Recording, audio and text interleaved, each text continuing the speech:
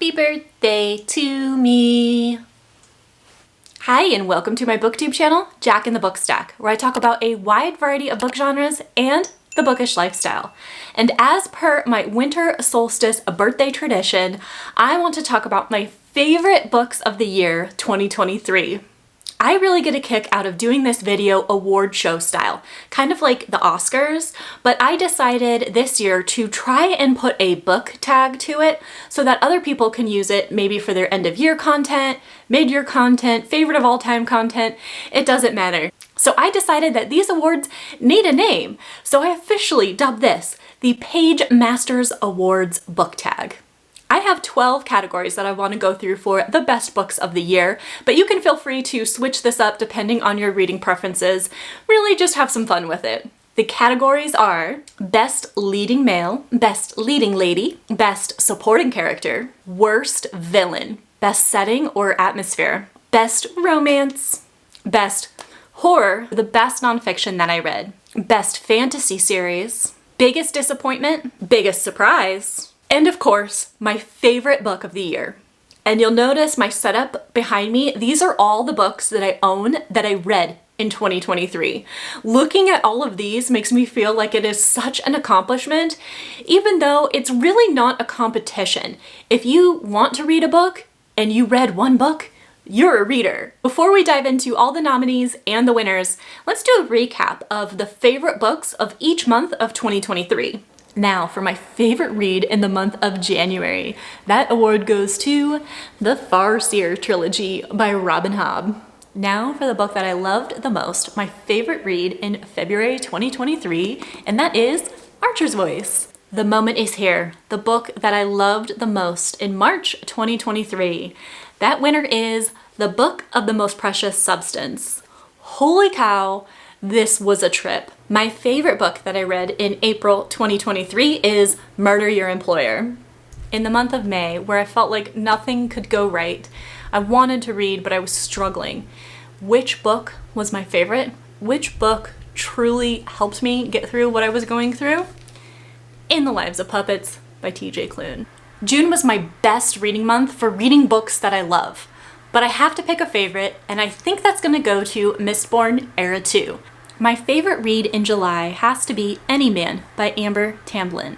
My favorite read of August has got to go to Tress of the Emerald Sea by Brandon Sanderson. With all those awesome reads this month though, there was one that stood out as my favorite, and it is The Wishing Game. My favorite book for the month of October lands this ranking because I cannot get it out of my head. I have dreams about it, I feel like I'm there in this world, and that's what makes you know that it is something special. The book is The Will of the Many. When it comes to all the books that I've read in November, I've really been stressing myself out trying to pick a favorite, and I figure, who cares? It's my booktube channel, I can do what I want. And what I want this month is to consider it a tie. So my favorite books that I read this month are Invisible Women and Warbreaker. Now for the main event. Here are the nominees for Best Leading Male. Wayne from Mistborn Era 2 by Brandon Sanderson. This from The Will of the Many by James Islington. Glotka from the First Law trilogy by Joe Abercrombie. And the winner is This from The Will of the Many.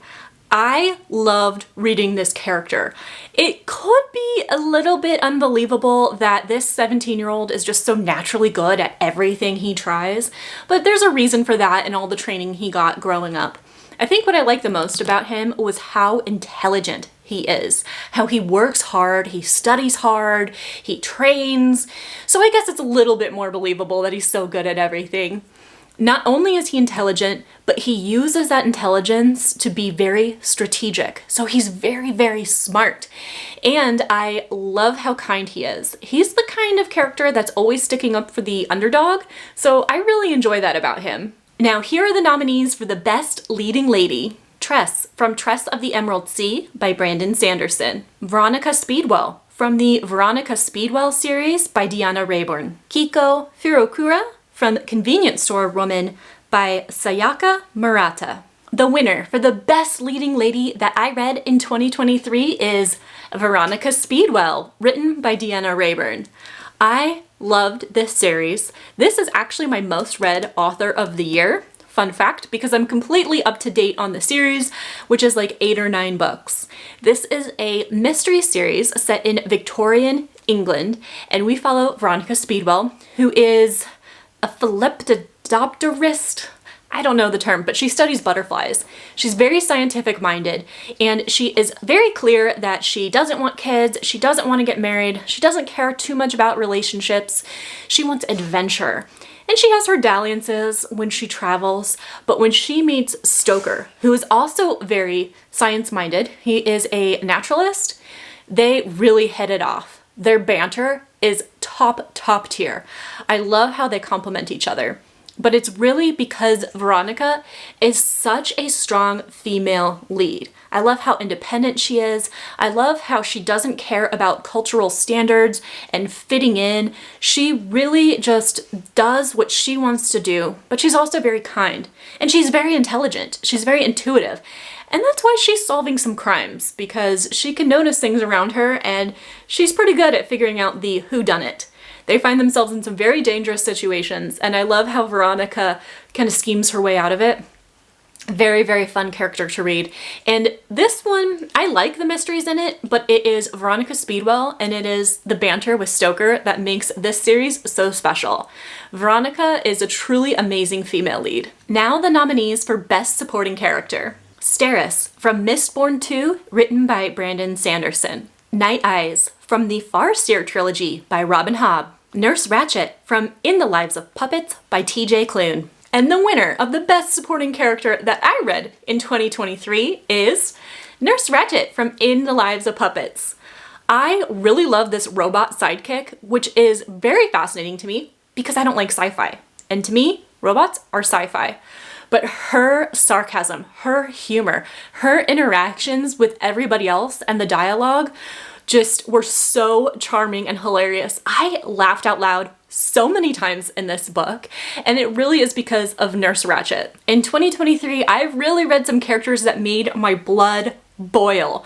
But here are the 3 nominees for Worst Villains, the worst of the worst. Kyle from The Live Ship Traders by Robin Hobb. King Midas from the Plated Prisoner series by Raven Kennedy. Wallace in Slewfoot, written by Brom.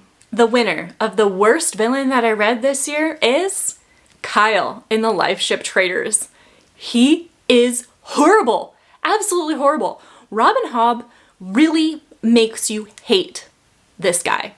And the fact that he's so cruel to his own family, his wife, and his own son, like how he treats his own son is just despicable. And it did its job so well that it made me so anxious and just so upset that I had to put the series down. I got through books 1.5. I got through like 1.5 of them, and I had to put the trilogy down because I was so frustrated and anxious and I just couldn't deal with it.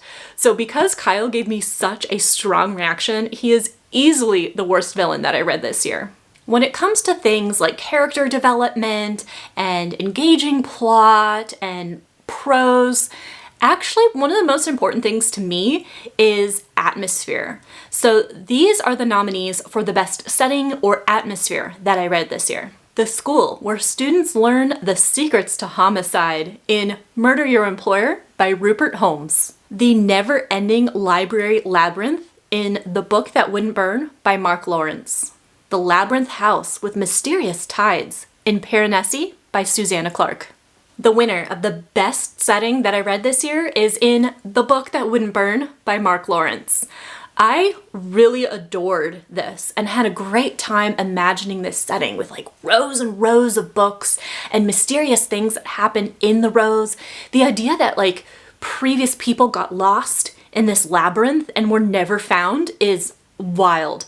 I really liked this setting. Now for some genre categories. First, let's go through the nominees for the best romance book I read this year. Archer's Voice by Mia Sheridan. The Chestnut Springs series by Elsie Silver. Cruel Seduction by Katie Robert. The winner of the best romance book that I read in 2023 is The Chestnut Springs series by Elsie Silver. This is actually my favorite book in the series, so I don't cheat too much. I love all the books because I love the family relationship. I love how they interact with each other. The banter, not only between the family members, but our romantic pairings was amazing. And in each one of these books that I read this year, the chemistry with our romantic leads was perfect. This one in particular, Heartless, is a grumpy sunshine, which is one of my favorite tropes. It's an age gap, which I like. It's a single dad, which I didn't know I liked, but I guess I do. I really, really love this. I love that it's set in, I mean, it's a small town, but the small town vibes aren't that strong, but it takes place on a ranch. And I love the ranch life in all these books. And this guy is like so hardworking, such a great dad, so sensitive, but he's grumpy because he just is laser focused on what he is doing, his responsibilities, which I love. He's not a mean guy. He's not an a-hole. He is just quiet and focused. He doesn't have time for dating until he meets someone special. Now for the nominees of the best horror book that I read in 2023. Mary by Nat Cassidy, Just Like Home by Sarah Bailey, The Hollow Places by T. Kingfisher. The winner of the best horror book that I read in 2023 is Mary by Nat Cassidy. This really solidifies one of my favorite things in horror, which is social commentary. This is kind of a take on Carrie by Stephen King, but instead of a high school student going to prom, it's about a middle-aged woman approaching menopause. I love how it addresses how medicine dismisses women, particularly older women, and Mary is talking to her doctor about some symptoms, some really spooky symptoms she's having, and he just brushes her off, like, you're just going through menopause, that's it. And that's a real issue. But then it also really covers how as women age and they're no longer useful, they're no longer desired by romantic partners, and they're no longer mothers. Like, they outlive their usefulness and they're just kind of dismissed by society. And that was the commentary that I loved in this book. I love the take on it. And what makes this book even better, I think, is Nat Cassidy's author note at the end. And it covers this topic that I always find really interesting. Who has the right to tell a story? So does he, like a 40-something-year-old man, have a right to tell a story about a 50-year-old woman going through menopause? Because that's not something he can experience? And his response to that was truly fascinating and I gave him so much respect for it. Really enjoyed this book. I actually can't wait to reread it, and it hasn't even been a year since I read it. I read it like in January or February, very early in the year, and this horror stuck with me throughout the entire year. Absolutely amazing. Now for the award for the best fantasy series that I read this year. And this category is really interesting because I have a goal for myself to really genuinely attempt to read all books in the series relatively close together so I don't forget all the details. I want the books to have as much impact as possible. So I try to read like trilogies within the same month if I can. And so I did accomplish some great series this year. The nominees for the best fantasy series are The First Law Trilogy by Joe Abercrombie, Mistborn Era 2 by Brandon Sanderson, The Farseer Trilogy by Robin Hobb. This one is really tough to pick a winner, and I've gone back and forth so many times. 5 minutes from now, I'll probably change my answer yet again. But at this moment, the winner of the best fantasy series that I read this year is Mistborn Era 2. I'm holding up book 2 from the series because I think this was the one that was most impactful to me. I think one of the reasons I loved it so much because it had a huge element of nostalgia for me, and it had the epic fantasy stuff that we're dealing with. It had a mystery that our characters are trying to solve, but the characters were so delightful. There were some lighthearted moments, some sarcasm that I really, really enjoyed. Brandon Sanderson's writing really hits me the right way with his humor most of the time. So I loved our dynamic duo in this, and I love their banter. Wax and Wayne were so much fun, with Wayne being obviously the king, but also this series had a female supporting character named Steris, who's a character that I relate to more than any other fictional character I've read. The way how she needs to make lists and organize things and plan things, and she likes to think of the worst case scenario and then think of plans to mitigate that impact, which is something that I always do. Like when I travel, I think of the worst possible things that could happen, and then I try to plan for it. Like, what happens if I need the police or a hospital, or what happens if I lose my luggage? Well, here's, insurance for that, or, here's locations of resources, and like I do that kind of stuff. And so to see that represented in another character, and then how her strengths were used to like better the situation was really cool.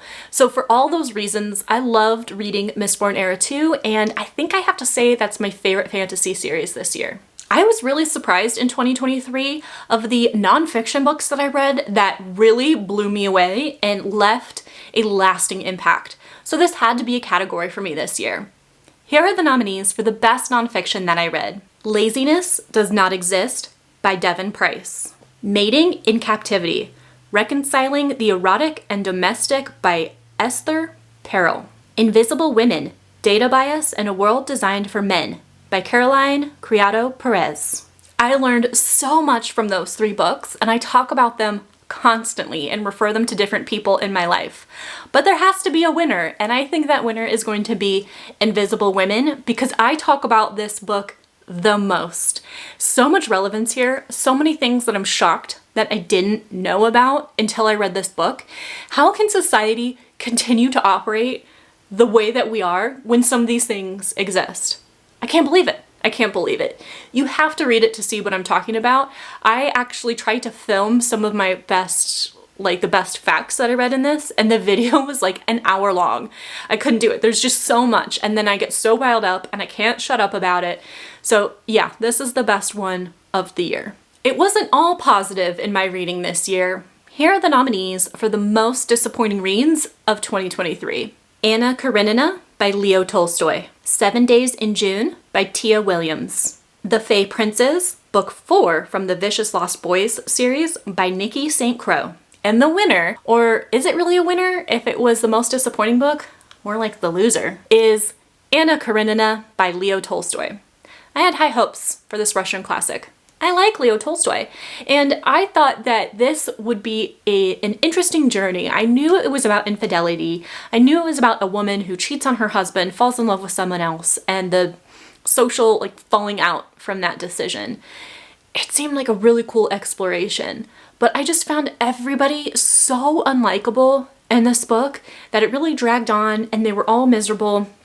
And there's a joke that I've heard that I really align with. Someone did a review, and they said in this book, the train was their favorite character. And if you know, you know. And that's exactly how I feel. I was so disappointed by this read, and it's a long one. It is a really long one to spend that much time with and just be let down. Now the nominees for the biggest surprise of the year. Now these are books I went into them with an open mind, but I wasn't expecting too much, but they did shock me with how much I enjoyed them. The nominees are Sinner, Book 2 from the Priest series by Sierra Simone. Cupid's Peak from the Holy Knights novella series by Lee Jacquot. In the Lives of Puppets by T.J. Klune. The winner for the biggest surprise that I read this year is Sinner by Sierra Simone.